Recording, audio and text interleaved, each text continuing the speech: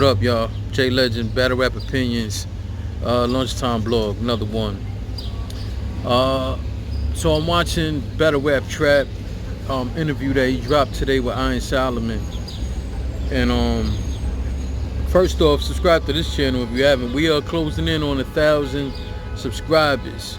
Thank you all. Thank you to everybody who's been rocking with me. I appreciate it.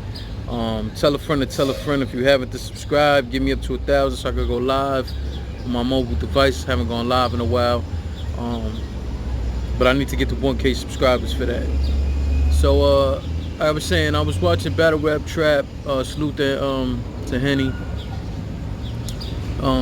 He had Iron Solomon on his platform, and I just appreciated, number one, anytime that I see the legendary Iron Solomon interview pop up on my feed as a suggestion or anything like that, I'll make sure I click on it, because I think so highly of Iron Solomon. And especially, Iron's been one of them guys who, you know, he was one of the forefathers of the current form of battle rap.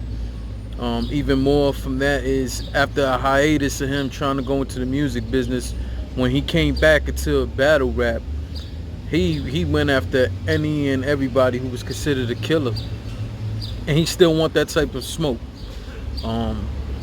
I helped interview him for Jesse Regan's Battle Rap Arena podcast a few months ago, and he just spoke on how, you know, he just wants to kill us, you know, and he's not afraid to go out there and step in the ring with anybody who people feel, you know, is better than him or anything like that, or is dangerous at the time, and I respect that. But that's not what the main reason, in terms of him doing the interview with Battle Rap Trap. The main reason why I respected him is something that we don't see too much in our everyday lives, something that we definitely don't see in battle rap. So of course, the controversial thing about Iron Solomon has always been that whole situation with he had that line about NIKAYA. I don't need to get into all you know what the line was. If you know, you know. On the King of the Dot event, I believe that's when he was battling Arsenal, and you know, he addressed it in this interview. But my thing is, I just respect him so much for the fact of, while he didn't have to get into details, he and NIKAYA had spoke, you know, they addressed it however they did. I remember when the whole thing happened, you know, I remember him saying he spoke to him, he spoke to his wife. And even to this day, just him being a man and being able to acknowledge his fault and then apologizing is a huge thing. And it is to someone like me, because all my life I've been in the streets and had that element around me where, you know, we do certain things and we just stand by it, right or wrong. You know, we don't take the time to not only acknowledge that we did something wrong, but apologize for doing something wrong. In the environment I came up in, it's almost like you had to double down on everything you did, or risk looking like a punk, or risk looking a certain way, instead of, you know, because that's the way we're taught. We're taught, okay, yeah, I did something wrong to you, but now what you gonna do? That's always the avenue we go from there. It's like, it's not enough that we're wrong. You know, we have to make it worse by challenging the person, like, oh, what you gonna do? Because our pride doesn't allow for it, and for some of us, we're just taught different. We're just taught that, nah, like, you gotta stand next to what you say and do your now. I still live my life on the whole stand next to what you say terms. But I mean that in a different way. Like, when I stand next to what I say is me, I'm not changing it up in terms of denying I said something or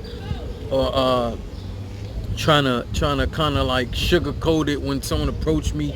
Like, no, if I said it, I said it. Now, if it comes out that I'm wrong and my approach was wrong, everything was wrong about it, I will apologize. There was a point in my life that I just 100% lived by the street code, and I ain't apologize for shit. It was like, what you gonna do?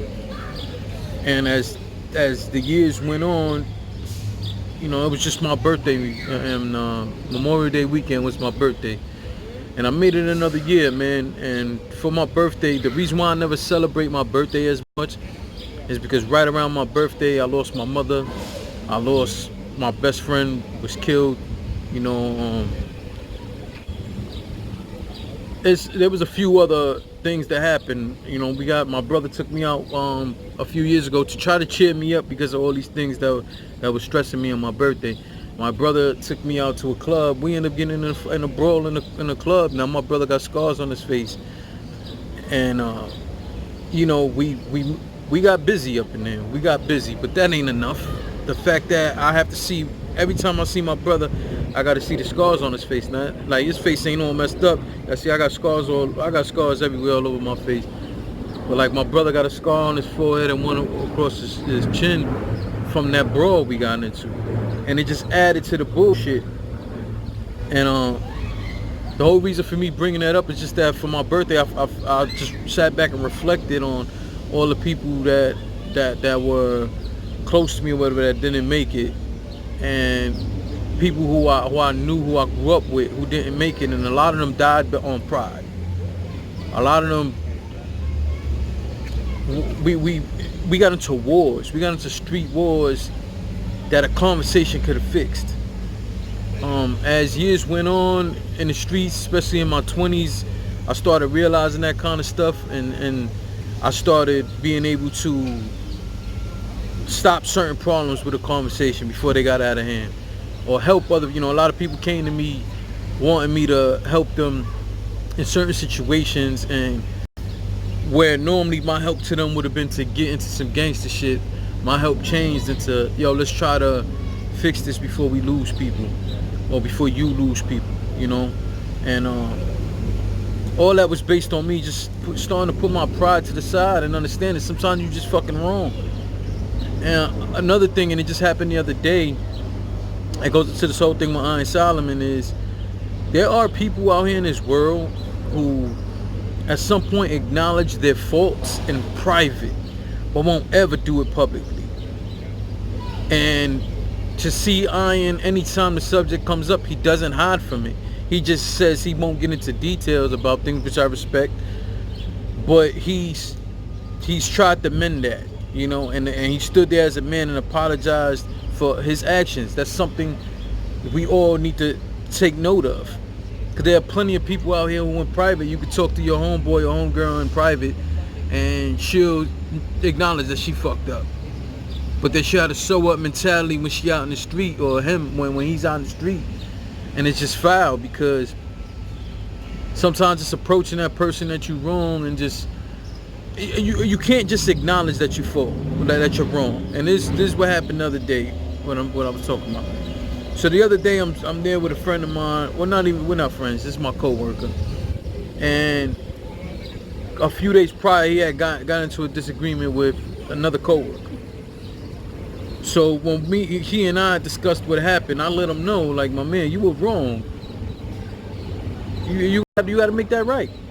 And he didn't feel he had to make it right. After a few days of him realizing he was in the wrong, when we saw the other person, they had a conversation. We were on lunch, we were sitting there, and the conversation happened. And when the conversation was over, and they both went their own separate ways, my homeboy turned back to, my coworker turned back to me and goes, oh, you see, I could, you know, ain't nothing wrong with apologizing. And I'm like, yo, my man, you never apologized, though. During that conversation, you did acknowledge you was wrong more than one time, but you just saying you wrong is not apologizing. It's not asking for forgiveness from someone.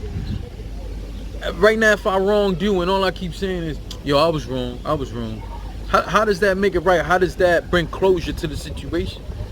The right thing to do is, yo, I was wrong and I apologize, or I was wrong, forgive me. Either way, an apology is asking for forgiveness. It might not be the direct way, but get out your feelings, get out your pride, and don't there's nothing wrong with saying that. And again, I'm just watching Iron Solomon, and I was proud of him. I don't want that to sound funny. I don't know, some people, that might sound funny, but I was just proud of him for being able to acknowledge it, apologize, and never run from it. You know, they brought up the whole thing about NUNU. You know, there's plenty of people who didn't think there was something really wrong with what Iron said. There was nothing like over wrong with him asking what NUNU does in a battle. But later on, he saw online people trolling NUNU, and he felt that made him feel like he was wrong for what he said, and he apologized. And some people say, oh, he shouldn't apologize for that. This and this. To me and you, we might sit here and say, yo, there was nothing about that was wrong. It should have been apologized. But if that man felt it in his heart that whatever the hell was said was wrong, and he felt the need to apologize to NUNU or anybody else for that matter, I respect him even more for that, because again, he's showing you it's not about what anybody else thinks, it's about how he felt as a man. And that's what matters. So I'm hoping that some of y'all take something from this conversation that I'm having with you. And you know, maybe you got something maybe you have someone who was a good friend of yours or a family member of yours, and y'all had a falling out. And you know, it's been a long time. You never know. Today might be the day you reach out to that person, apologize for your actions, and not only would it make their day, but it might change your day and change a dynamic in your life. And hopefully it does that for y'all. So this is a grown man blog. This ain't about nothing else but just about evolving, man. And the best of us do that. So again, salute to Iron Solomon. You know, you're one of my favorite battle rappers, and you know, again, after watching this, it just solidified you even more as one of my favorite human beings. And thank you for always supporting me too, for the record. Salute to D.I. the Henny Man. Keep doing your thing. Go check out Trap Law Customs. Go get you a shirt or some of the merch that's there. D.I. that was dope, and I'm continuously looking forward to whatever else you drop, man.